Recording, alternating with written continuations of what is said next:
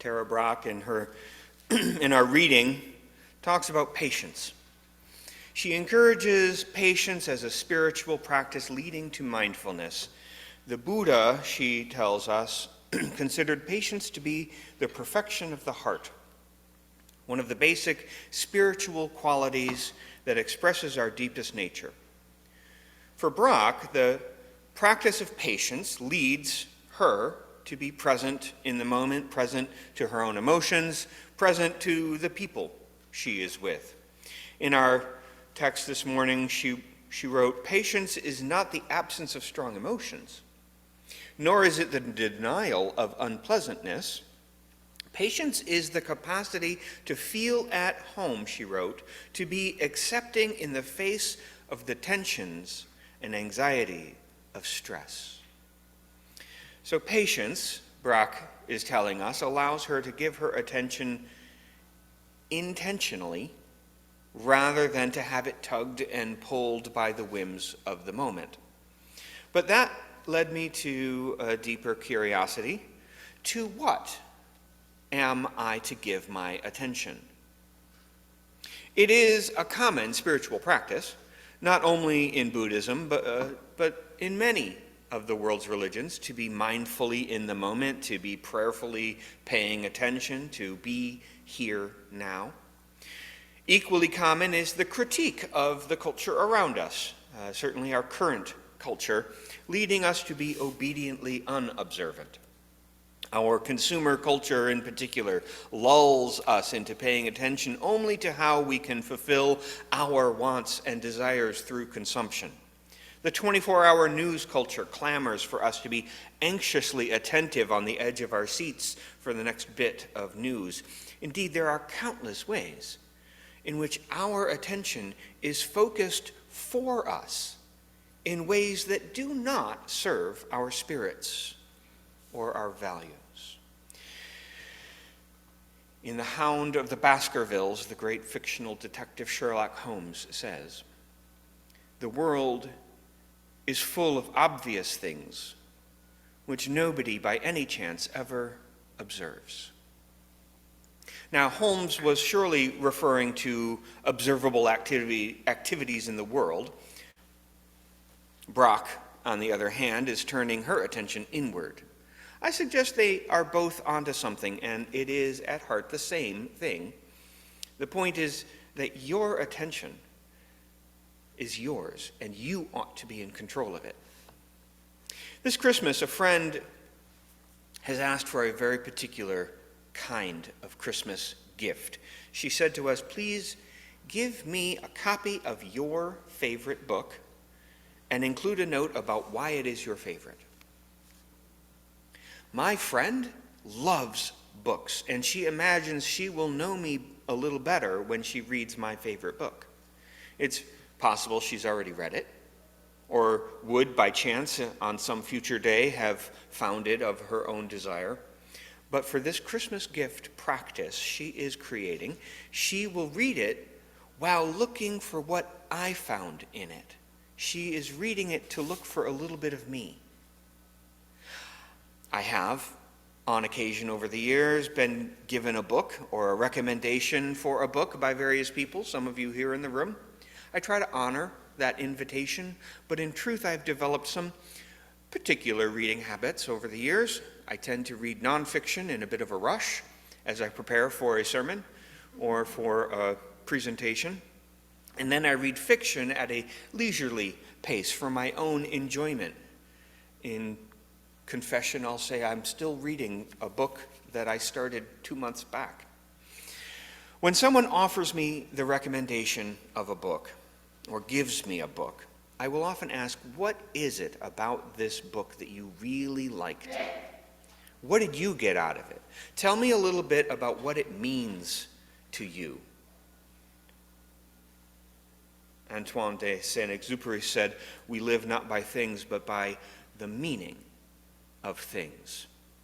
My friend, with her Christmas book gift request, wants to learn about me and others in our circle through the meaning that we have placed on certain books and stories. That is where her attention will be this season. not on things, but on the meanings of things and the relationships of the people around her. To what are you paying attention? I recently read a book by Alexandra Horowitz, an author, a Bernard College professor, and a cognitive scientist. Her recent book is entitled On Looking, A Walker's Guide to the Art of Observation. And for the record, this is not the book I'm giving my friend. It's still a good book, and if you're looking for a recommendation.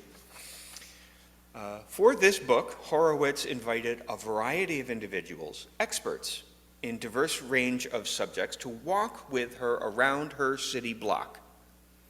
A geologist, an artist, a typographer, and a sound designer. She invites them to reveal to her what they experience of her city block, which she has experienced through her own daily walks for several years. As expected, she learns quite a lot about the world right outside her front door that she had not noticed before. She spent an evening walking around her city block with a man from the Wildlife Division of the Humane Society, and they talked about rodents and coyotes, pigeons and wild monk parakeets. So much of the city's wildlife remains unnoticed until a critter is deemed a pest. On another walk around her block, Horowitz strolled along with a professional sound engineer and discovered sound beyond the roar of traffic and the buzz of flies, the reverberations and Doppler effects caused by buildings and alleys. I think my favorite chapter was when she took an urban sociologist for a walk, a fellow named Kent, who worked at the Project for Public Spaces. And he reveled in the way that pedestrians move together through the cityscape. "We don't bump into people," he reported, from in the midst of a tight pack of people crossing the street. The behavior of a school of fish or a herd of wildebeest reveal rules of movement while in congestion, and people have a version of that as well in the city. Anyway, all of this really is about what you notice and what you don't. As Yogi Berra quipped, you can observe a lot by watching. One of the things Horowitz reveals in her book is how our attentiveness can be used against us. We miss things because we are giving our attention to one thing and not another. Attention and expectation work together to oblige our missing things right in front of our noses, she writes. There's a term for this, inattentional blindness. It is missing the literal elephant in the room, despite the overturned armchairs, dinner plate footprints, and piles of dung, she says. Psychologists have cleverly demonstrated our propensity to miss a rather obvious element of the visual scene when attending to another by asking subjects to watch a specially designed short video. In this video, two teams dressed in white or black shirts toss around a basketball. The task is to count the number of tosses made by one of the teams. That's the expectation. The viewers are expecting there will be basketball tossing. They gear up to see it. Afterward, the subjects are asked for their final tally. Of course, this is not the actual question of interest for the researchers. That question is this: did you, attentive subject, notice anything else? Anything unusual? Anything at all? Nearly half of all the subjects did not. In this case, the elephant in the room was an actual gorilla. Well, a person in a gorilla costume who waltzes right between all of these players, pounds his chest, and then saunters off screen. Paying attention to the basketball players, we miss a rather salient and furry figure among them. Horowitz says, expectation allows us to miss bits of the ordinary world, not just the gorillas in our midst. Indeed, it nearly prevents us from seeing a lot of things happening around us. Horowitz is referring to the Simons and Chabaris selective attention experiment of 1999, A year earlier, Simons did a similar video with a random person giving directions called The Door Study, and there's a delightful one based on the old Shell game as well. You can look up these short videos online. I've put the links of them into this manuscript so you can find them easily. They're like 2 minutes or less. These attention tricks are very clever, and it can be fun to get tricked, to notice what you don't notice. Here's the important part, however. What do you do with this information? Sherlock Holmes says, "You know my method. It's founded upon the observation of trifles." Okay, but which trifles are the important ones? How are we to judge which bits are the important parts to notice? I sometimes feel this frustration watching the news and then hearing a bit of analysis about a news story that essentially says that sensational piece of news was a distraction from the real problem, which the media is not reporting. And then I just feel stupid. And there have been some recent political celebrities who have become quite good at this sort of manipulation and distraction. When life is like a magician waving a hand saying, "Behold, I have nothing up my sleeve," it can be quite disheartening to simply be told, "Pay attention to every little thing." But that's the problem. We can't possibly. It's literally impossible, biologically, mentally impossible to pay attention to every little thing. Horowitz concludes her book with a response to exactly this. She says, there could be an exhaustion from being told to look, to pay attention, to be here now. One might feel put upon, as though being chastised for being neglectful. Nearly all the people I walked with, some of whom were, in essence, professional attenders, professional lookers, reproached themselves for not paying good enough attention. Do not sag with exhaustion, she says. There is no mandate, only opportunity. Our culture fosters inattention. We are all creatures of that culture. But by making your way through this book, she says, by merely picking it up perhaps, you, reader, are in a new culture, one that values looking.